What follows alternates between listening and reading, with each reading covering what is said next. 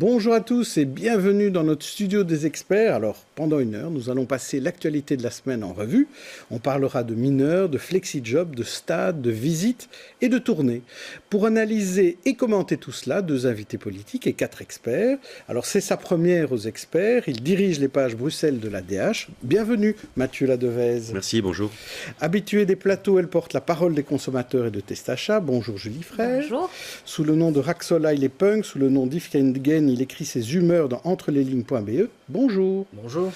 Passée du journalisme à la communication, à la communication politique, elle est à présent communicante chez White. Bonjour Martine Mascal. Bonjour. Alors on commence par les emplois qu'on dit souples ou que l'on dit précaires, flexi-job, temps partiel, intérim, mais aussi indépendants qui ressemblent à des employés.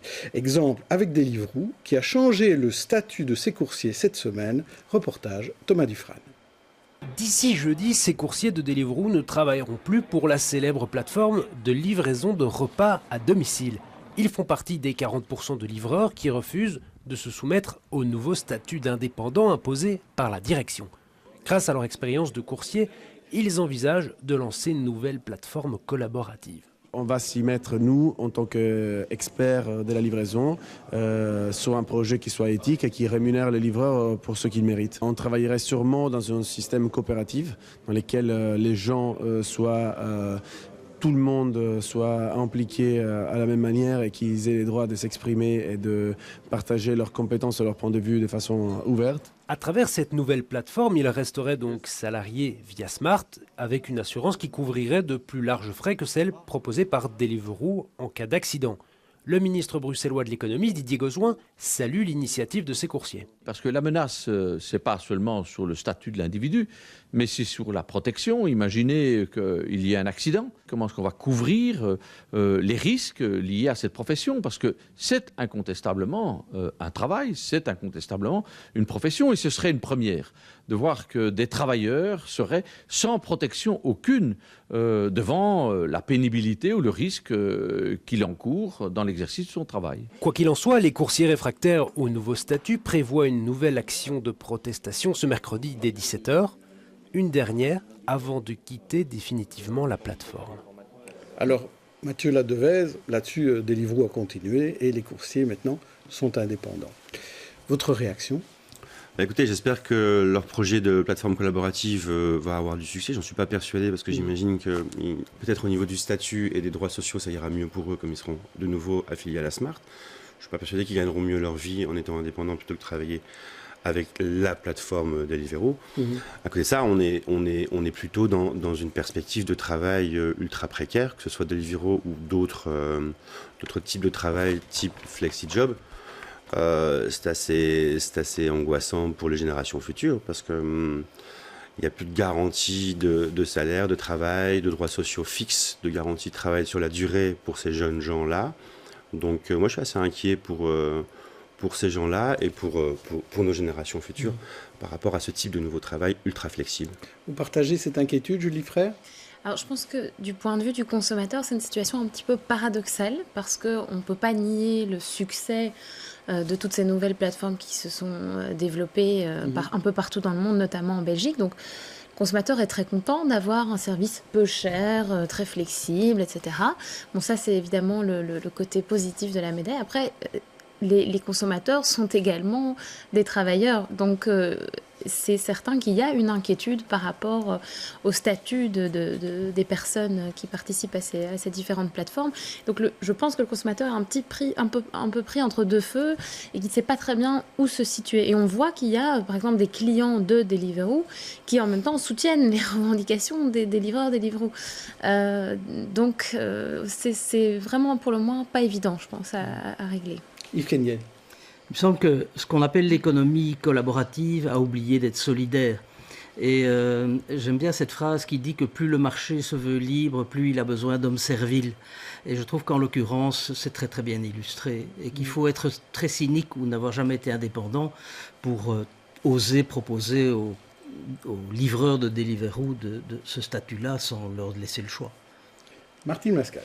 Mais là, je pense qu'effectivement, le monde du travail évolue vers plus de flexibilité, que toutes les plateformes comme Uber, Airbnb, etc. n'auraient pas pu exister tout simplement sans ces statuts flexibles ou précaires. Ça dépend évidemment du vocabulaire qu'on veut utiliser. Je suis tout à fait d'accord avec Julie Frère, il y a une ambiguïté. On ne peut pas ne pas savoir que quand on utilise un service extrêmement bon marché, c'est généralement avec de la main-d'œuvre extrêmement bon marché. C'est comme quand on achète un t-shirt à 5 €, on doit un peu se demander comment il a été fabriqué.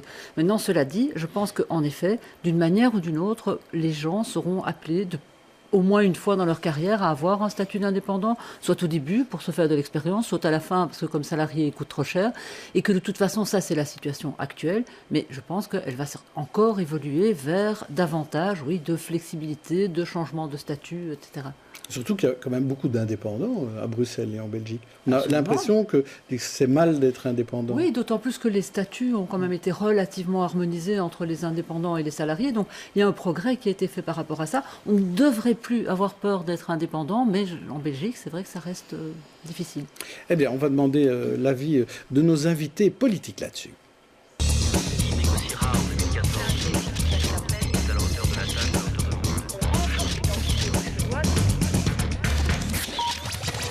S'installe à notre table aujourd'hui Zoé Genot, qui est chef de groupe écolo au Parlement bruxellois et conseillère communale à Saint-Josse, dans l'opposition, et Damien Théry, député fédéral et maire, qui fut longtemps bourgmestre à Linkebeek, parfois nommé, parfois pas, et aujourd'hui échevin encore à Linkebeek et maire. Donc.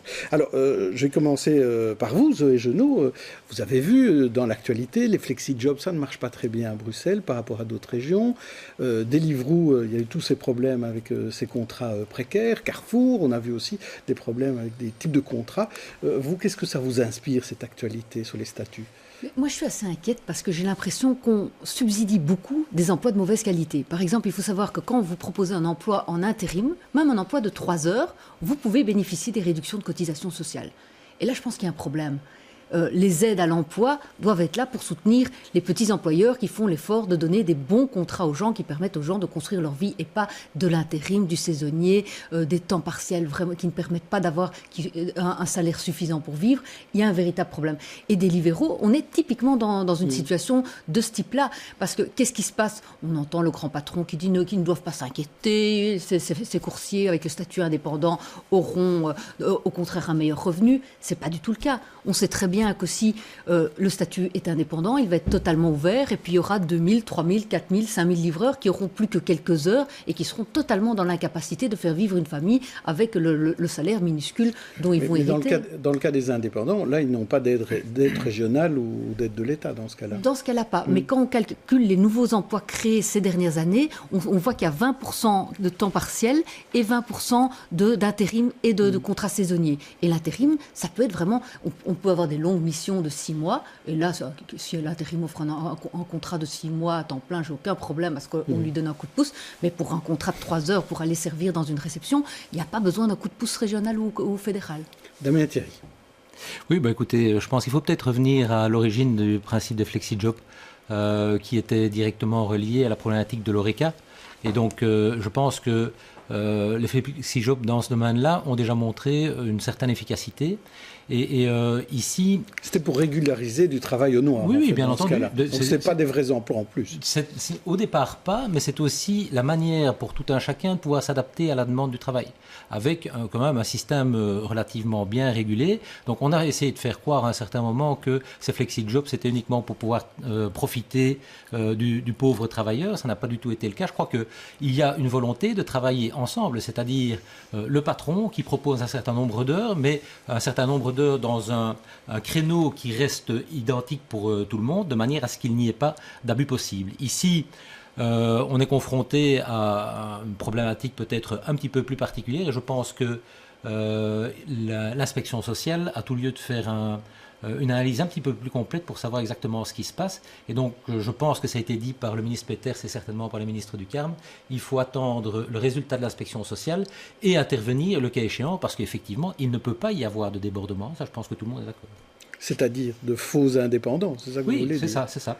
Maintenant, je pense qu'il ne faut pas non plus aller vers ce que j'ai entendu, qui était éventuellement un troisième statut entre le salarié et l'indépendant. Je crois qu'il n'y a pas de sous-statut social pour un indépendant, ça a été dit, mais je veux revenir là-dessus. Par contre, s'il y a lieu d'adapter la législation actuelle pour éviter tout débordement, ça je pense qu'il faut le faire. Zoé Genot. En Espagne, il vient d'y avoir une décision judiciaire qui est tombée par rapport à des libéraux et qui dit très clairement il y a un lien de hiérarchie. Ces gens ne sont pas indépendants, ils ne peuvent pas choisir leur prix, ils ne peuvent pas choisir la façon dont ils travaillent, ils ne peuvent pas choisir leurs outils, ils doivent travailler avec l'application, etc. Et donc, il y a un lien de hiérarchie. Ils doivent être requalifiés. Il y avait déjà eu un jugement analogue en Italie. Ne tortillons pas, on sait très bien que ce sont des faux indépendants et donc c'est très important que le gouvernement soit là aux côtés de ces coursiers pour leur garantir une qualité de vie convenable. On avait parlé aussi, puisqu'ils avaient d'autres types de contrats avec Smart, qui en fait transformaient un peu des contrats d'indépendants en des contrats de salariés. Ça a aussi été discuté, ça. On a dit à un moment donné que Smart, c'était pas valable. Qu'est-ce que vous en pensez, Zoé Genot ? C'était déjà un statut assez précaire. Hein. Donc, 90% des coursiers avaient opté pour ce statut Smart qui leur permettait, de passer de statut de salarié, d'avoir éventuellement un autre contrat de salarié, de pouvoir bénéficier du chômage les jours où ils ne travaillaient pas. Passer dans le statut d'indépendance, tout ça, c'est fini. Vous cassez la figure. Il y a eu un coursier comme ça qui a eu la clavicule cassée, qui a passé 4 mois à la maison. Vous ne recevez pas un euro. Pas un euro. Est-ce que c'est vraiment vers ce genre de société qu'on a envie d'évoluer ? Damien Thierry. Écoutez, moi je pense avoir dit clairement que ce que nous devions faire, c'était analyser la situation spécifique de Deliveroo et prendre les décisions qui s'imposent par après.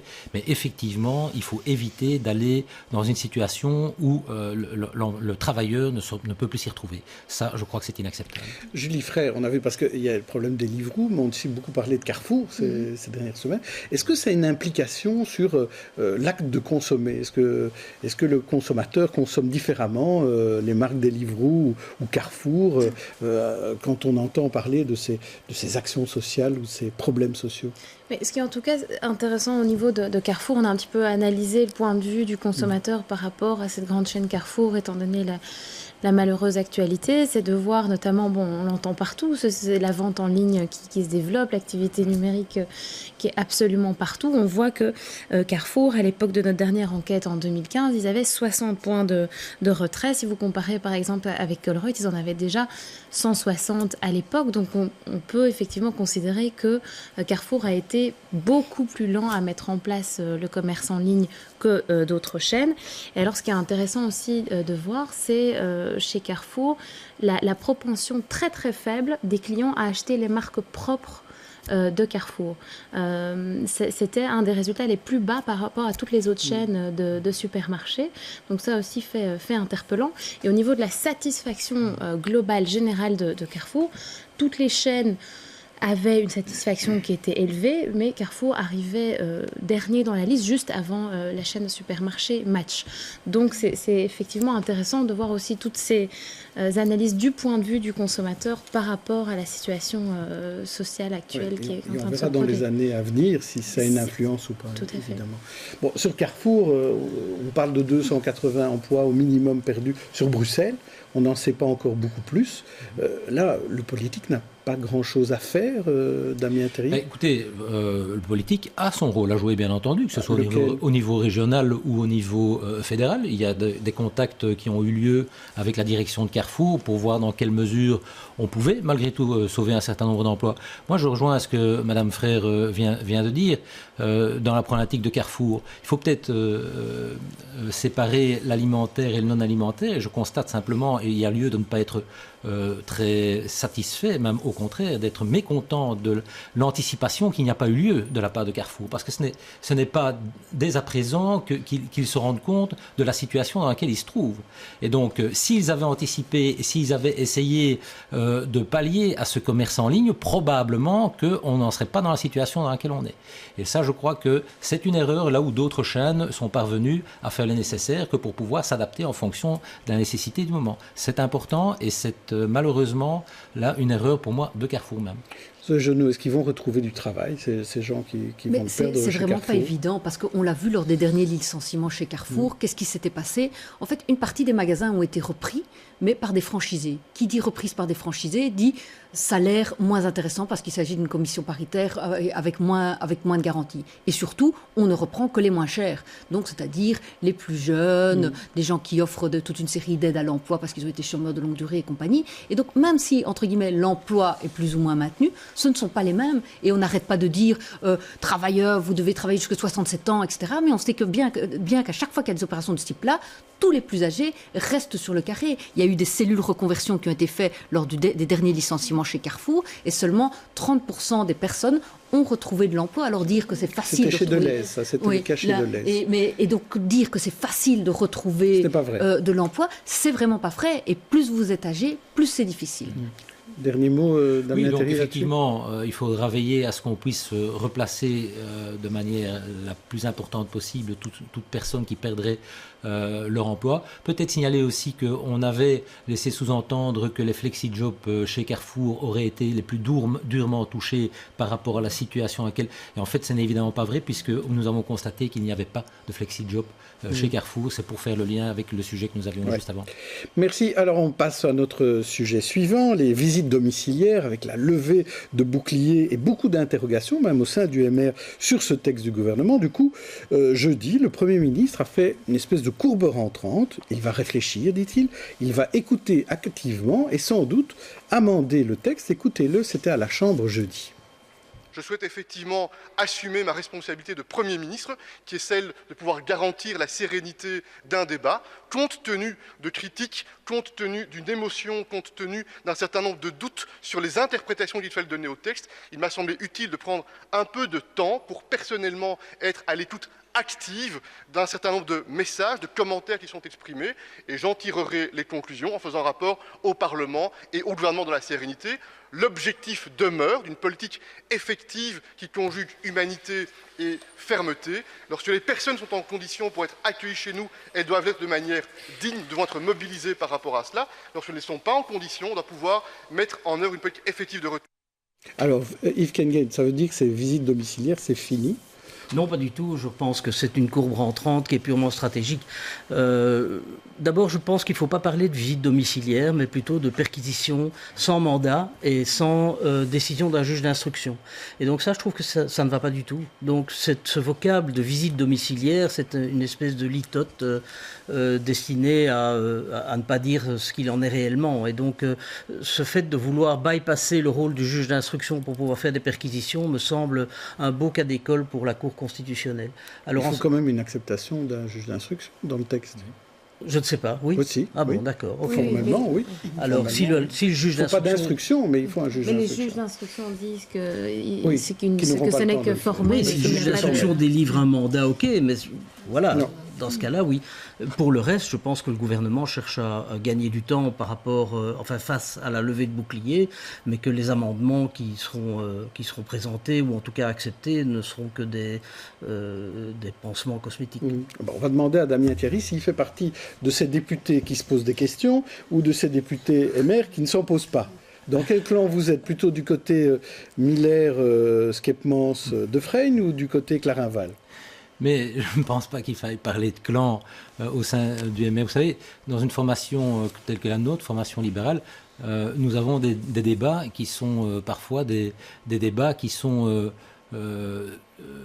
difficiles, voire des débats très ouverts et très transparents. Et donc ça, je pense que c'est une marque de fabrique de notre parti, c'est que tout le monde a le droit à l'expression. Bien entendu, on n'est pas tous d'accord et certainement dans le cas présent. Moi, je pense que le fait que vous ayez montré l'intervention du Premier ministre avant-hier, à la Chambre, ceci explique cela. J'entends par là que il y a une volonté d'écouter absolument tout le monde. J'entends dire qu'il y aurait des amendements possibles. Ce n'est pas vraiment ce qui était dit. Ce que je sais que le Premier ministre a donné comme information, c'est il y avait une nécessité d'écouter toutes les parties, ce qui est en train de se faire. 2, je sais que le projet ne sera pas agendé la semaine prochaine et donc par après il y a communément les vacances de carnaval et donc dans 3 semaines il y aura lieu de prendre une position, j'imagine, définitive. Mais ce que le premier a dit, c'est qu'il reviendrait, quoi qu'il arrive, vers le gouvernement et vers le Parlement pour donner le fruit de cette dernière réflexion et concertation et que sur base de cela, une décision serait prise. Alors, par rapport à la discussion que nous avons en interne au MR, eh bien oui, effectivement, il y a certaines personnes qui ont fait valoir leur désapprobation, probablement aussi parce qu'elles n'avaient pas toutes les informations. Et donc je crois que s'il y a vraiment un élément qu'il faut retenir de toute cette affaire, et je ne suis pas d'accord avec le principe de parler de perquisition à la place de visite domiciliaire, hein, le projet de loi est suffisamment clair par rapport à cela, mais donc ce que nous devons demander, c'est que toute personne qui héberge, et c'est une excellente chose, tous les demandeurs d'asile, eh bien il faut justement que ces hébergeurs puissent faire le nécessaire pour entreprendre cette demande ou cette procédure d'asile. Parce que quelles sont les personnes qui sont uniquement visées par ce projet de loi? Ce sont les personnes qui sont soit en séjour illégal et qui ne veulent pas délibérément demander le droit d'asile. Parce qu'en définitive, fait d'asile fait bien son boulot. Hein. Il reste 5000 places à attribuer. Ceux qui ne veulent à tout prix jamais se mettre en ordre, il n'y a que ces personnes-là qui sont éventuellement à prendre en compte. Et pour le reste, je veux également dire que les hébergeurs... Hein. Oui, mais les hébergeurs, et c'est très important, hein, parce qu'on nous a fait croire qu'ils avaient un risque autant que les personnes qui étaient en situation illégale parce qu'ils les hébergeaient. Ce n'est absolument pas vrai. Il y a dans l'article 77 de la loi de 1980 la protection assurée aux hébergeurs pour des raisons humanitaires. C'est le cas dans lequel on se trouve ici. Alors, Zoé Genot, pas d'accord, je vois. Je vais peut-être commencer par la fin, parce qu'on dit toujours ces demandeurs d'asile qui ne veulent pas demander l'asile, qui font exprès de se mettre dans l'illégalité. En fait, je n'ai pas dit qu'ils faisaient exprès, hein. Non, mais c'est pas ça, mais qui ne veulent pas. On offre l'asile et puis qu'ils le refusent, c'est méchant. Soyons clairs. Quelle est la situation? La majorité des gens ont traversé, comme il n'y a pas de manière légale d'arriver ici, ont traversé via la mer. Donc, on a pris leurs empreintes quand ils sont arrivés en Italie ou en Grèce.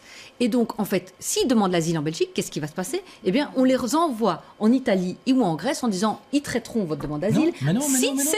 Mais si, ça s'appelle la Convention de Dublin et elle est appliquée par la Belgique de manière ultra stricte, à part pour les mineurs non accompagnés. Ouais.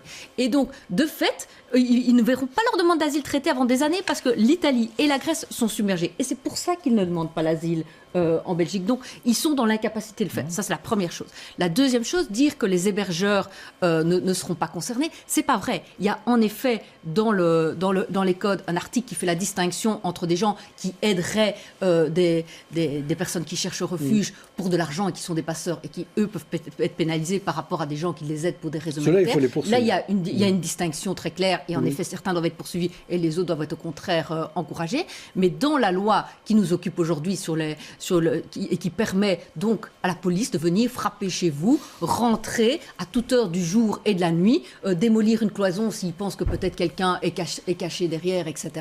Ça peut toucher aussi bien les hébergeurs qu'un appartement dans lequel serait une personne qui n'a pas un statut de séjour. Donc, il faut savoir, c'est que quand la Belgique a été créée, dans la Constitution, on a mis un article 15 qui protège vraiment l'inviolabilité du domicile privé, parce que c'est vraiment un droit fondamental pour les êtres humains.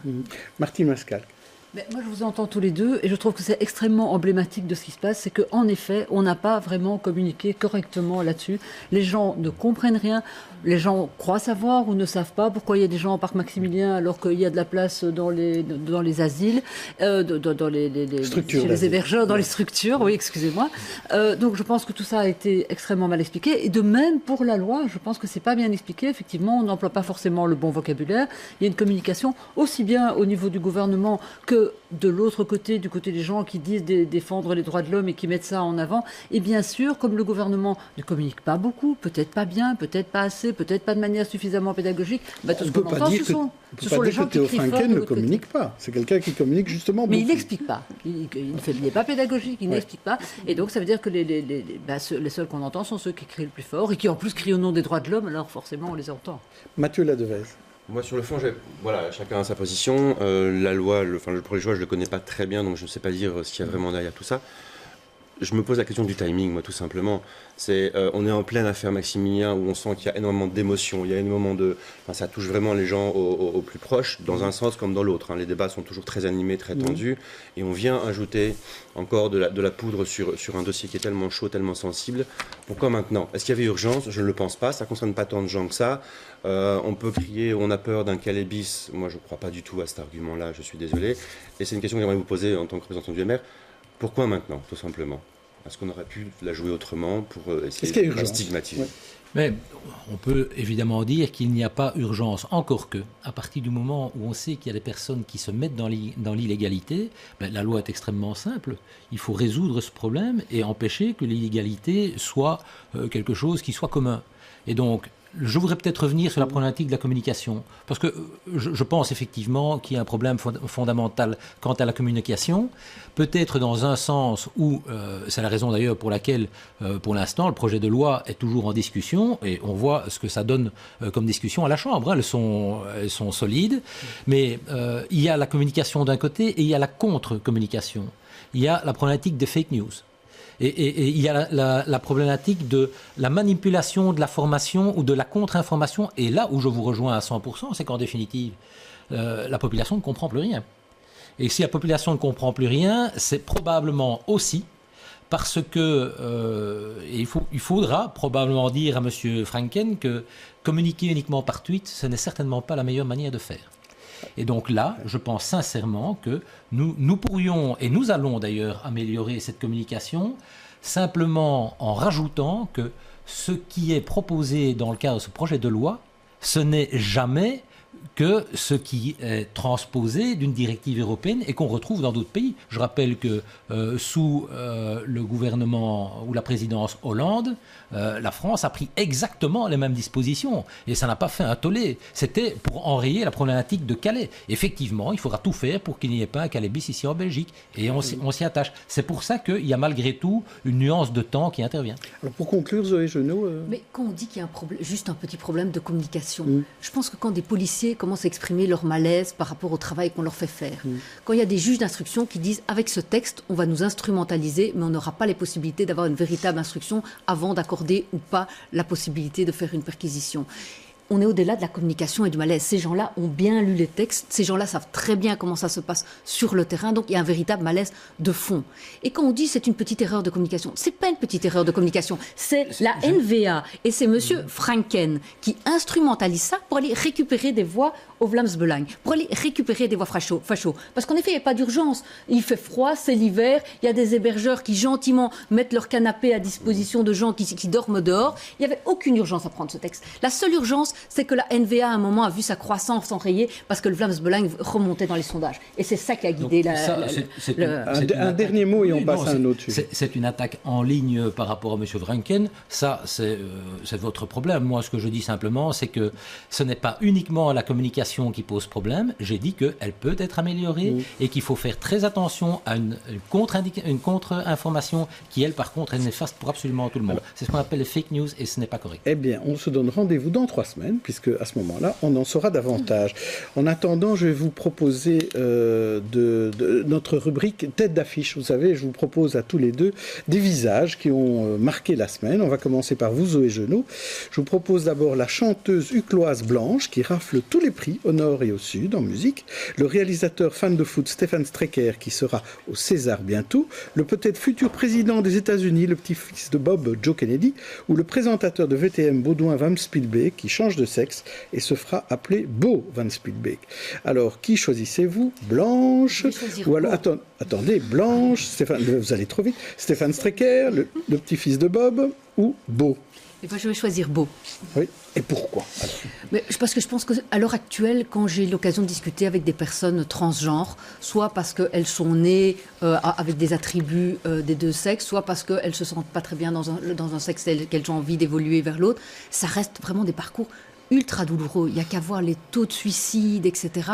C'est très compliqué à vivre et c'est très compliqué à vivre par rapport au regard de l'autre. Là, encore, il n'y a pas longtemps, quelqu'un témoignait, je vais à la commune, habillée en femme, et l'employé communal d'abord crie « Eh, c'est pour toi, une transsexuelle !» à un des employés.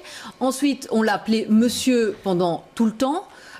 C'est insupportable. C'est déjà super difficile. On doit tout faire pour leur faciliter la vie. Et donc, le fait qu'il y ait des personnalités comme ça qui osent s'exprimer, qui osent populariser le sujet, qui osent parler de leur trajet, etc., qui fait que les gens vont avoir un regard bienveillant et plus soutenant pour toutes les personnes qui sont dans ce travail.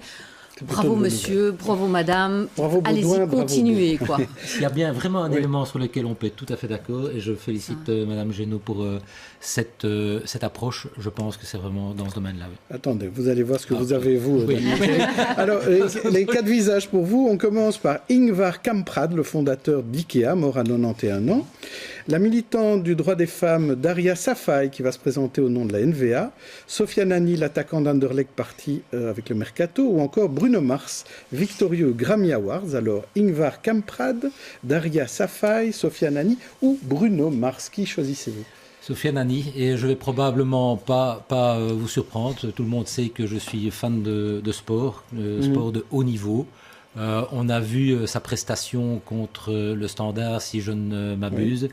Oui, peut-être que certains joueurs du Standard lui ont donné un petit peu de facilité, mais en attendant, Anderlecht est un grand club, comme le Standard, comme Bruges. Mais honnêtement, je pense qu'indépendamment de l'argent qui tourne autour de la problématique du football, il y a là des joueurs qui font des efforts extraordinaires que pour pouvoir arriver à ce niveau-là et en définitive, régaler tous ceux qui ont l'occasion de suivre le sport de haut niveau. Et je pense que personne n'est suffisamment au courant des efforts qui doivent être fournis.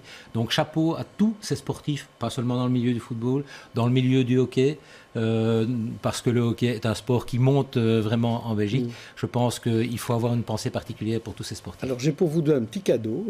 C'est passé pendant la semaine. On va commencer par vous, Zoé Genot.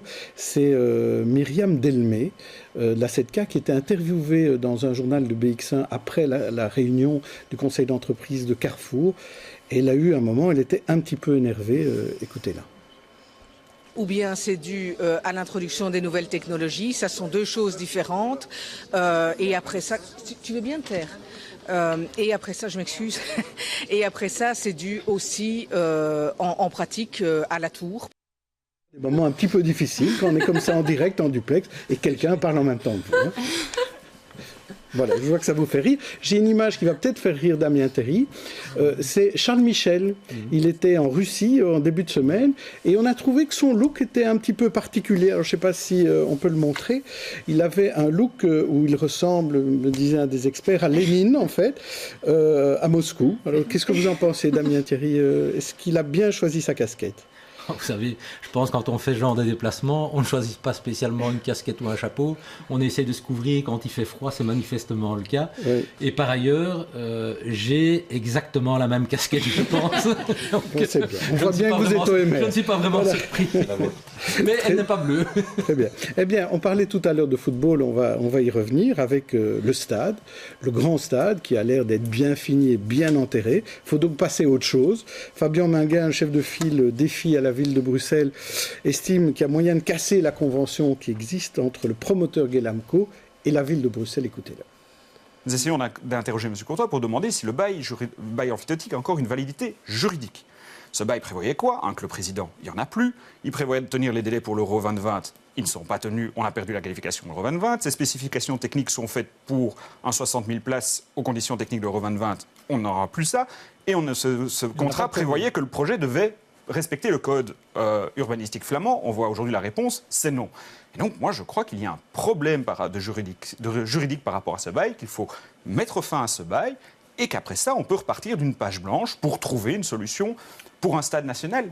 Mais je crois qu'aujourd'hui, il faut prémunir l'intérêt des Bruxellois. Les Bruxellois ont déjà énormément payé pour ce projet qui est finalement un échec. Les Bruxellois ont payé plus d'1,5 million pour permettre à ce projet d'être mis sur pied. Ce projet est aujourd'hui recalé. Je crois aujourd'hui que les Bruxellois ne devraient pas non plus, à un moment, être en position de payer 2 fois l'addition et de voir le promoteur se retourner. Martine Mascal, ce projet est bel et bien recalé. Je crois que si on peut se retirer et arrêter les frais le plus vite possible, je suis absolument d'accord avec ce qu'on vient d'entendre, et repartir de l'avant et lancer un nouveau projet, alors que ce soit autour du Stade Roi-Baudouin ou autour d'autres projets qui avaient été évoqués avant d'avoir cette... Parce que, allez, franchement, on a rarement vu un projet qui était aussi mal emmanché et qui, évidemment, cette idée géniale venait apparemment de la région qui, après, s'en est un peu lavé les mains. Le fédéral n'y a jamais touché que du bout des doigts. Finalement, la ville a dû se dépatouiller avec tout tout ça. Enfin, je trouve que c'était vraiment une idée très très bizarre d'envoyer ce projet dans cette espèce de territoire, surtout connaissant la Belgique, surtout sachant que ça allait être compliqué. Donc oui, si on pouvait arrêter les frais maintenant. Et pourtant, je voudrais quand même le dire, il faut saluer le fait qu'il y ait eu une ambition, un grand projet, mais le problème c'est que plus on était ambitieux, plus on a eu l'air un peu ridicule et en plus devant tout le monde au niveau du foot européen. Alors, à signaler peut-être que Rudy Vervoort, le ministre-président de la région bruxelloise, nous a signalé qu'avec la ville de Bruxelles, il se donnait 10 jours pour examiner les recours juridiques possibles contre la Convention et aussi pour examiner les projets à venir, Mathieu Ladevez. Parce que ce qu'on demande, c'est qu'est-ce que ça va devenir aussi je pense que le parking C est définitivement enterré, ça c'est certain. Contrairement à Martine, moi je pense que c'était au contraire un magnifique projet symbolique pour la Belgique. Je pense que l'arrivée de la NVA et de Bart Verhaeghe à l'Union belge a fait capoter pas mal de choses. Parce qu'au départ, la région flamande était tout à fait d'accord avec ce projet-là. Chris Peters, le ministre-président flamand à l'époque avait signé le truc. Donc il y avait des accords qui étaient blindés. Donc voilà, après le parking C ou pas, c'est pas grave. Visiblement, il y a un intérêt pour retourner au stade national, au stade Roi-Baudouin. Il faut voir un petit peu si c'est jouable avec le projet Néo. Voilà. Maintenant, est-ce que Guelampo va sortir du jeu ou pas? Je pense que Fabien Maguin et d'autres politiques bruxellois qui ont lu la Convention ont raison. Il y a moyen que la ville se dégage du dossier sans payer de frais. Oui, c'est ce que disait Hamza Fassiferi. Aussi, oui, et repartir de bon pied sur un vrai projet. À l'horizon, à mon avis, il faut aller assez vite parce qu'il y a quand même la Ligue européenne, là, donc le préambule de la Coupe d'Europe qui va démarrer. Donc la Belgique va accueillir des matchs internationaux. Ça va être un peu tournant pour l'instant.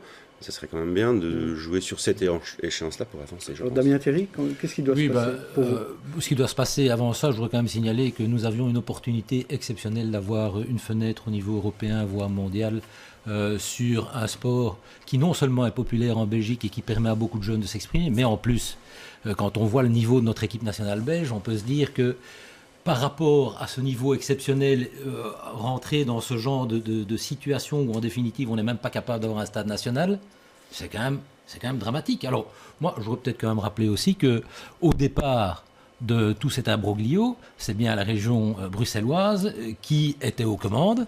Par après, c'est vrai que la ville de Bruxelles a été concernée. Et moi, quand j'entends M. Maguin venir dire oui, il serait peut-être temps de revoir les choses différemment.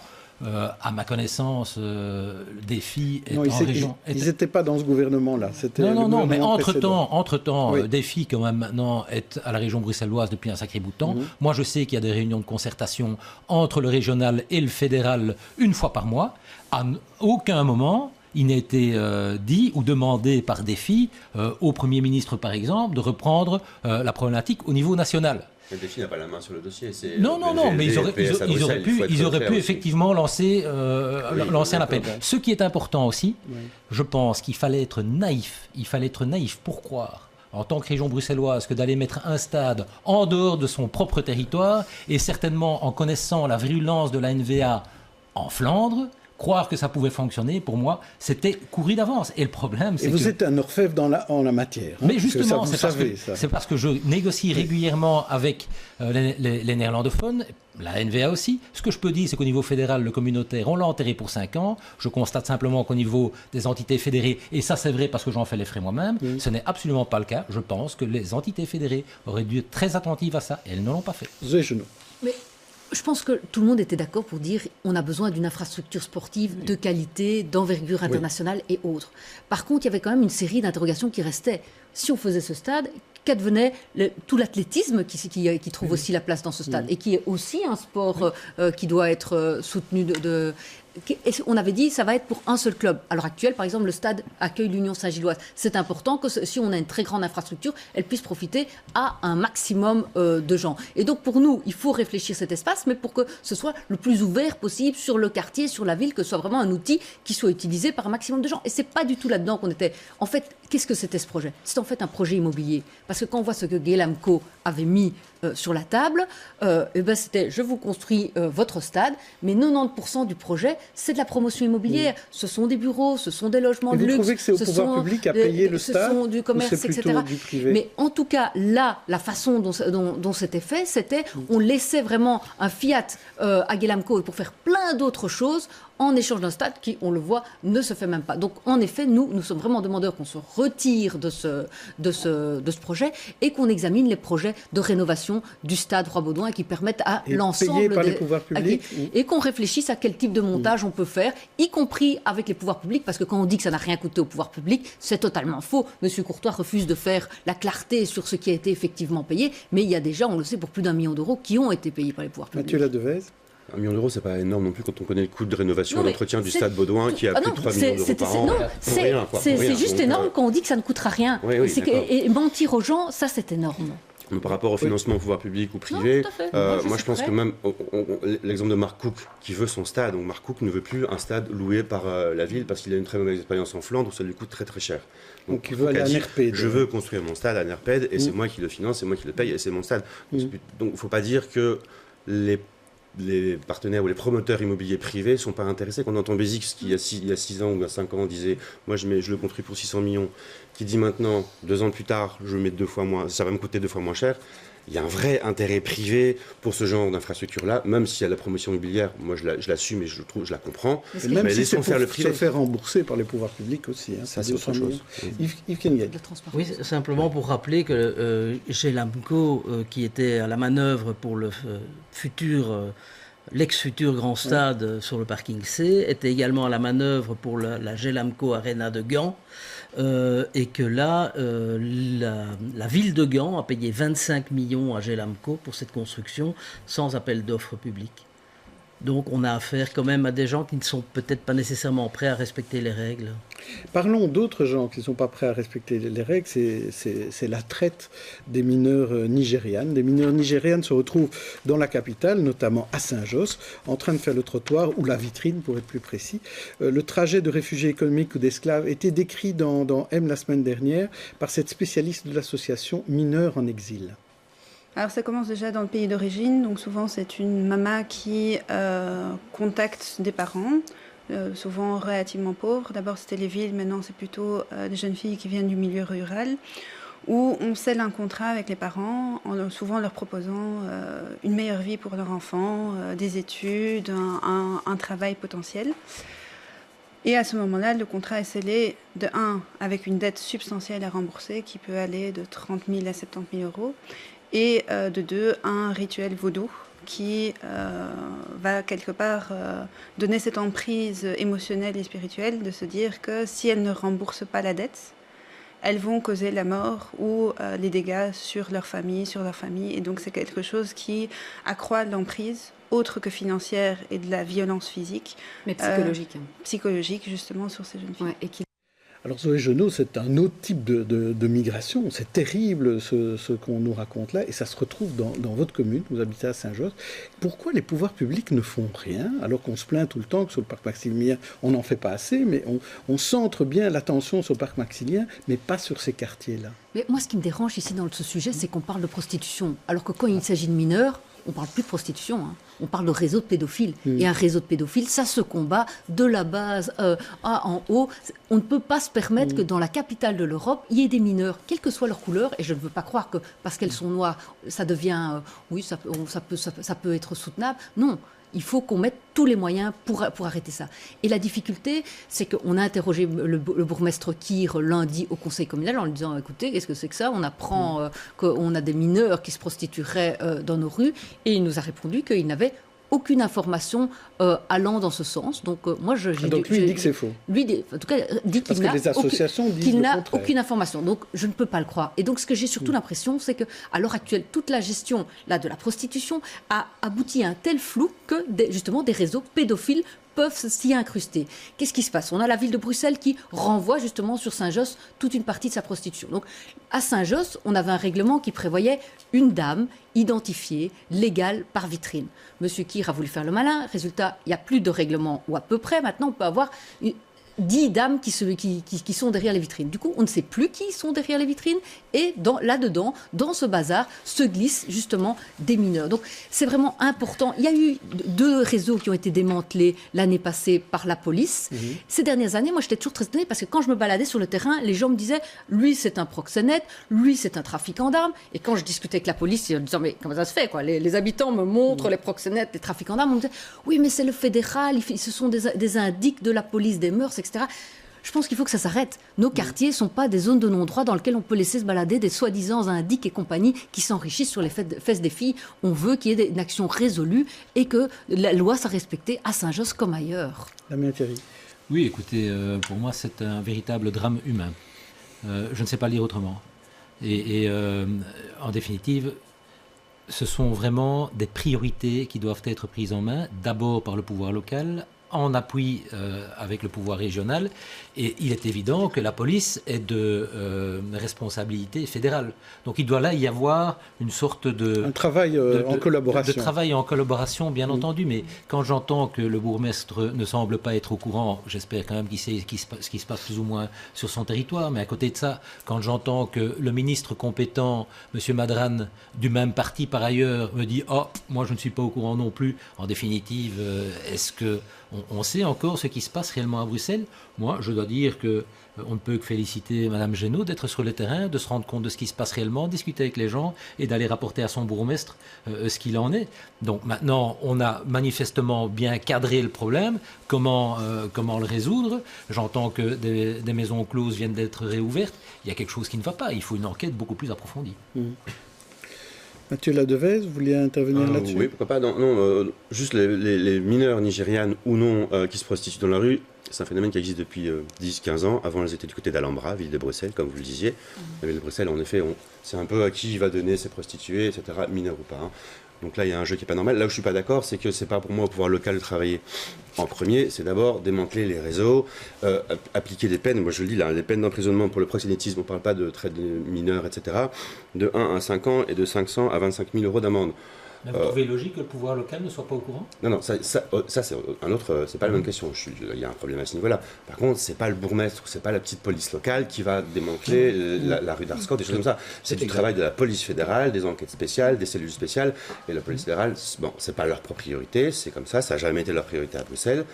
Peut-être parce que c'est Bruxelles comme problème, je n'en sais rien. Mais je pense qu'il faut être beaucoup plus sévère sur les peines des proxénètes et démanteler ces filières. Après, c'est clair qu'il y en a une qui va revenir, c'est toujours la même chose. Mais il ne faut pas lâcher. Si on veut vraiment que ça s'arrête, il ne faut pas lâcher sur les réseaux de proxénétisme, pas sur les filles, pas sur les petits problèmes locaux. On va passer sur un sujet plus léger, qui est notre dernier sujet. C'est la tournée minérale qui a repris jeudi. Et on se demande toujours si c'est bien, si ça réussit. Julie Frère, est-ce que les résultats des tournées minérales... Et d'abord, est-ce que vous faites la tournée minérale? Et je l'ai faite l'année passée aussi. Très bien. Et alors, qu'est-ce que ça a donné? C'est parce que c'était bien que vous la refaites? Non, mais je pense que c'est une bonne initiative. Il y a plein d'initiatives qui fleurissent un peu partout. On a parlé de 40 jours sans viande, on a parlé de plusieurs jours sans se plaindre. Il y a plein d'initiatives qui fleurissent en ce sens. Moi, je trouve que ce sont des bonnes initiatives parce qu'elles ont, en tout cas, elles méritent de mettre sur la table un vrai sujet de société, d'éclairer aussi les gens sur les risques liés à la consommation d'alcool. Et donc, voilà, c'est la raison pour laquelle moi je participe. Ce que je trouvais intéressant de dire aussi, de nouveau du point de vue du consommateur, c'est qu'aujourd'hui, il faut savoir que les boissons alcoolisées, grâce à un lobby extrêmement intense de l'industrie, est parvenu à être les seules boissons qui ne doivent pas indiquer la liste des ingrédients et l'étiquetage nutritionnel. Alors qu'on sait que, par exemple, boire une bière, c'est l'équivalent de manger une barre de chocolat. Je ne sais pas s'il y a beaucoup de consommateurs qui le savent. Puis on est quand même, malheureusement, dans une période où l'obésité est croissante et donc on veut donner des instruments aux consommateurs pour qu'ils sachent faire des choix en pleine connaissance de cause, savoir pouvoir évaluer la qualité nutritionnelle de ce qu'il ingère. Et donc ici, ça fait déjà 2 ans que ça aurait dû être prévu. Maintenant, la Commission européenne a donné encore 1 an aux fabricants. Ça va expirer au mois de juin 2018 ici pour proposer un plan d'affichage volontaire, etc. Bref, nous, on demande qu'il y ait absolument aucune exception. Les boissons alcoolisées doivent avoir, au même titre que toutes les autres boissons, la liste des ingrédients et un étiquetage nutritionnel. Ça paraît logique, Zoé Genot. Oui, tout à fait. On s'est aussi beaucoup battu au niveau de la Chambre des représentants, ma collègue Muriel Jerkens, pour qu'on évolue peu à peu vers une interdiction de la publicité. Moi, chaque fois que je vais au cinéma, je suis là assise au milieu de plein de jeunes et je vois défiler des images de fêtes, de plages, etc., et d'alcool, etc. Et bien sûr, là-dedans, on n'a pas un franc pour mettre un budget qui, je dirais, fait réfléchir à notre consommation. C'est pas possible. On est à l'heure actuelle dans les pays de l'OCDE parmi les plus grands consommateurs. Et donc, je pense que c'est ça la grande vertu de cette histoire de tournée minérale, c'est que ça permet à chacun de réfléchir son rapport à l'alcool, etc. Et de se rendre compte aussi de la pression sociale, parce que j'ai des amis qui faisaient cette tournée minérale le mois de février passé, qui me disaient, il y avait des amis qui étaient vraiment insistants. Allez, mais prends une bière, c'est mon anniversaire. Allez, pour cette soirée, etc. Mais non, on doit soutenir les gens dans le rapport qu'ils essayent d'avoir. Le fait de le faire tous pendant un mois, ça aide justement à résister. Justement, tout à fait, ça aide à résister, etc. Mais je pense que ça ne sont pas très contents. Oui, justement, on va en parler aussi. Mathieu Ladevez voulait dire un mot. Justement sur la pression sociale dont Zoé parlait. Elle n'est pas que entre amis ou au café ou au resto, elle est organisée, notamment par les grands brassicoles qui font de la pub pour leur bière à 0%, santé à 0 degré. Moi, je trouve ça scandaleux, ça devrait, enfin, c'est pas normal, je trouve. Ou alors pas mal de restaurants, je trouve pas ça normal. Ça reste quand même une bière, même s'il n'y a plus d'alcool, il y a autant de sucre. À mon avis, il y a beaucoup plus de sucre dans une bière 0% d'alcool que dans une bière normale. Et il y a pas mal de restaurants, j'entends à droite à gauche, qui veulent contrer ça. En effet, il y a une perte de chiffre d'affaires, mais bon, le restaurant qui ne fonctionne pas, il ferme. Et qui offrent des verres de vin gratos à ceux qui arrivent au restaurant dans leur restaurant. J'ai vu passer 2-3 trucs comme ça, où le premier verre de vin est gratuit. Je trouve ça scandaleux. Voilà. Martine Mascal. D'abord, un petit préambule avant de jeter mon petit pavé dans la mare. Donc, ok, évidemment, c'est une initiative de la Fondation contre le cancer, on ne peut que saluer. Mettre l'accent sur les dangers de l'alcoolisme, et pas seulement les dangers médicaux, mais tous les dangers au niveau psychologique, au niveau familial, au niveau financier, etc. C'est extrêmement important. Maintenant, je ne suis pas certaine qu'avec ce défi lancé sur les réseaux sociaux, qui fait un petit peu défi mondain, on touche directement les bonnes personnes. Et alors, une question que j'avais par rapport à ça, moi, ce qui me met un peu mal à l'aise, c'est cette valorisation de l'ascèse, de la privation, de l'abstinence, etc. J'ai envie de dire, on va finir par nous dire qu'on va faire le carême. L'année dernière, c'était un mois sans viande, pile au moment du carême. Donc, je trouve ça un peu gênant. Damien Thierry. Mais écoutez, en tout cas, cette initiative aura au moins atteint un objectif, c'est celui de l'information.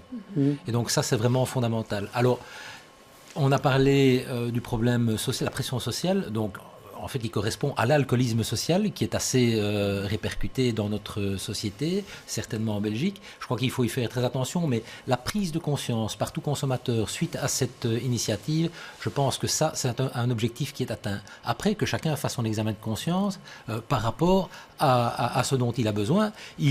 Parce que je ne pense pas qu'un alcoolique chronique va suivre la tournée minérale. Or, ce n'est pas l'objectif, mais ce sont ces personnes-là qui sont en beaucoup plus grand danger en un premier temps et pour laquelle la Ligue contre le cancer doit à tout prix aussi faire quelque chose, ce qu'elle fait par ailleurs.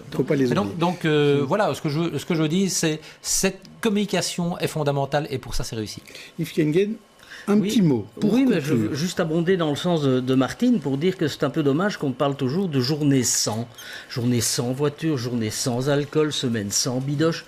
Je préférerais qu'on fasse des journées avec, qu'on ait une communication plus positive sur les choses qui sont bonnes, plutôt qu'être toujours dans la privation de ce qui est soi-disant... Il y a les journées avec les câlins, il y a les journées... Je vous propose une émission... Des journées sensationnelles. Je vous propose une émission avec les coups de cœur.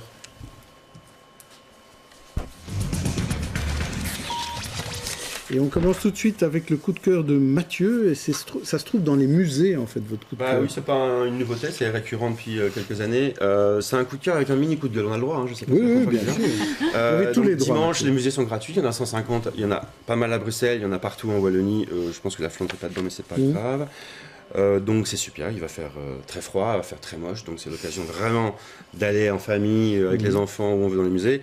Par contre, quand on regarde la liste, ils n'y sont pas tous. Hein. Non, il y en a 150, c'est pas mal, mais je pense qu'il y a quand même quelques grands musées bruxellois, entre autres, qui pourraient faire des efforts. Je ne suis pas le premier à en parler ou à râler un peu là-dessus. J'ai interrogé plusieurs fois le ministre fédéral pour qu'il fasse des efforts. Je pense qu'il y a moyen que les musées fédéraux, notamment, pourraient participer au jeu. Et là, on prendrait d'une ampleur un peu à la française. Et voilà, c'est tout. Julie Frère, vous voulez parler d'un endroit ? Oui. C'est un endroit en fait où je vais très souvent parce que c'est à côté de là où je travaille. Donc là où on peut vous rencontrer. Et j'avais voilà, merci. C'est vous qui le dites, hein. J'avais envie d'en parler parce que je trouve que c'est une super initiative. C'est un petit resto qui fait tout bio, local de saison, qui travaille que avec des producteurs belges. Et je trouve que c'est vraiment une très chouette initiative. C'est une Italienne et un Italien qui sont en cuisine. Donc en plus de ça, il y a une petite touche italienne évidemment très, très sympa. Donc je vous recommande l'expérience. C'est dans le quartier de la gare du Midi, rue de Mérode. Donc ça s'appelle l'Entre-nous. Ça s'appelle Entre-nous. Entre-nous. Voilà. Alors Yves Kengen, entre vous, vous voulez nous parler d'un journaliste. Oui, d'un confrère, Eddy Kakelbergs, pour ne pas le nommer. Et mon coup de cœur, c'est sa réintégration dans son émission à la RTBF, après le sinistre épisode de chasse aux sorcières dont il a été victime et qui s'est dégonflé comme une baudruche.